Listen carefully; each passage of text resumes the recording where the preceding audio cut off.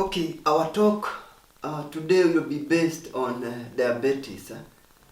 Diabetes is a condition in which there is difficult moving glucose from the bloodstream into the cells, and this is caused due to either deficiency of insulin, which is the hormone that is involved in the movement of insulin from the bloodstream into the cells, or there is resistance to the action of insulin in the peripheral cells, that is the muscles and the adipose tissues. Insulin deficiency is caused by destruction of the beta cells from the pancreas, which are the cells involved in the production of insulin, and this leads to high glucose in the blood. The other hormone that is involved in the control of glucose is glucagon, which helps to increase the blood glucose either by metabolizing glucose from the liver and also the other peripheral cells. So in diabetes, the blood sugar gets too high.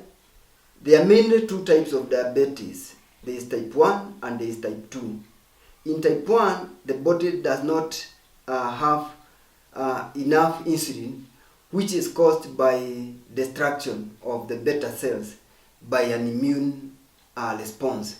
This is thought to be triggered by several factors, one of them being a viral infection.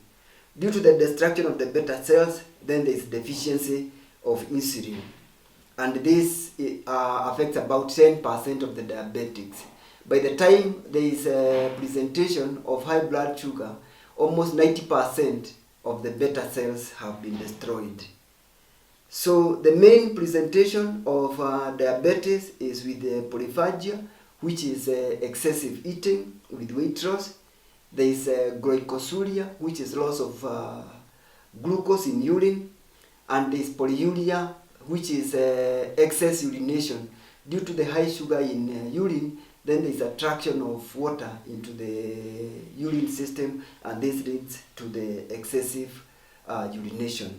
Then there is polydipsia, which is excessive thirst and drinking of water. Due to the loss of water through the urinary system, then the body responds to that by excessive intake of water. There is type 2 diabetes, where there is a poor response of the body to insulin. There is resistance of the cells to insulin produced by the beta cells, and this is usually seen in patients who have obesity, they have hypertension, or lack of exercise. So more insulin is produced, and because of the more stimulation of the beta cell to produce more insulin, then there is hypertrophy of the beta cells, and the hypertrophy leads to exhaustion of the beta cells. We get to situations whereby there is increasing loss of the beta cells due to the excessive stimulation and hypertrophy, and then it reaches a point that the beta cells are not able to cope up with the insulin demands, and then this results in high blood glucose, and the symptoms of diabetes present. Usually in type 2 diabetes, the decrease in insulin is relative. There is some insulin that is present, and so you don't have absolute lack of insulin, and so some of the symptoms may develop progressively over a period of time. Patients will have secondary complications of diabetes, like tingling of the feet, general body weakness, general fatigue, before the diagnosis of diabetes is made. So how do we diagnose diabetes? There are several ways that we can diagnose diabetes. One of them is doing a fasting blood sugar.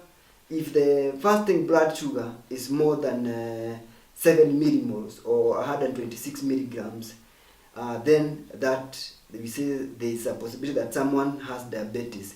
If a random blood sugar is done and the random blood sugar is more than 11.1 millimoles, then there is likelihood of diabetes. There is a test we do called glycated hemoglobin, which tests the glucose attached to red blood cells, and if it is more than 6.5, then you can make a diagnosis of diabetes mellitus. There is also a test that is called oral glucose tolerance test, where an individual is given a challenge of insulin, of glucose, and then the sugar is tested after 2 hours. If the blood sugar is more than 11.1 millimoles after 2 hours of sugar intake, then that individual is diagnosed to have diabetes. So we have talked about how diabetes presents, and so we look at now the complications of diabetes. So diabetes has two main complications. There's what we call macrovascular complications, and then we have what we call microvascular complication. Microvascular complications occur because of damage of the small blood vessels because of the high sugars. You have high deposition of low density lipoprotein in small vessels, and this leads to destruction of the small blood vessels. We have the capillaries and the small arteries, and this happens in the eyes, which leads to retinopathy, destruction of the retina.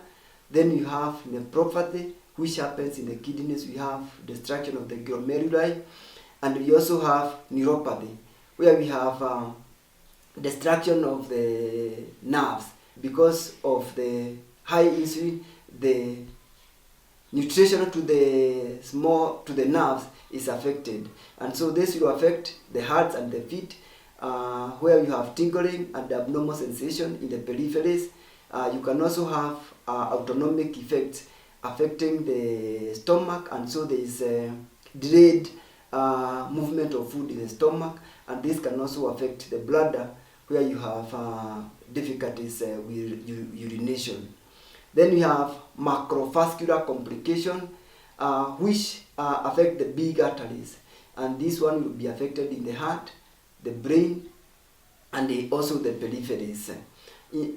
We have in the heart, you have coronary artery diseases, which can lead to heart problems and even myocardial infarction.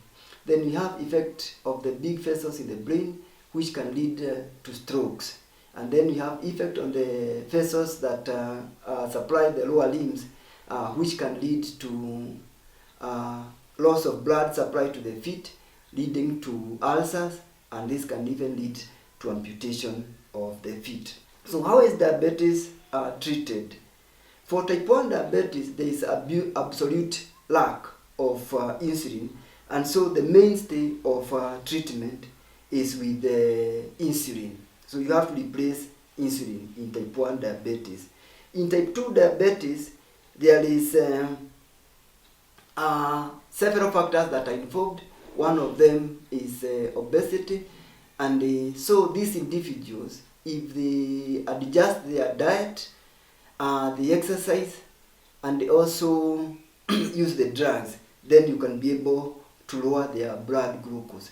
There are various types of drugs that are used, the main ones being the biguanide. The big example in this group is metformin. We have other drugs, different groups that are involved in the treatment of diabetes. And then if these individuals reach a level that the diabetes is not controlled by the diet, is not controlled by the exercise and weight loss, and also with the oral drugs, then they reach a point that they have to use insulin.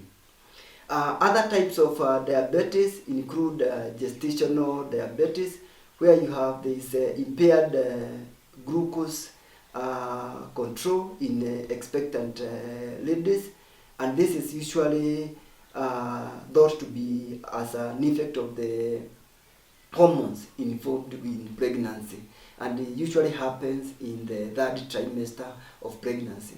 The main treatment of this diabetes is usually insulin, because you want to achieve good control of the sugar, so that you avoid the adverse effects of diabetes on the baby and also on the mother.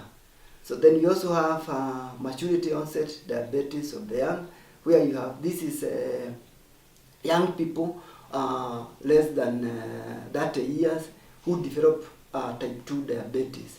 This is usually because of obesity and sometimes other risk factors that might be involved. Then you also have secondary diabetes. Secondary diabetes occurs because of one, there are some drugs that can cause individuals to have increased blood sugar, like the use of steroids. And then there are also individuals who develop diabetes because they have other hormonal problems like Cushing syndrome, which is an excess of some of the other hormones involved in the various metabolism of the body. So that is enough for an introduction of diabetes. We will continue talking about diabetes in subsequent series. Thank you.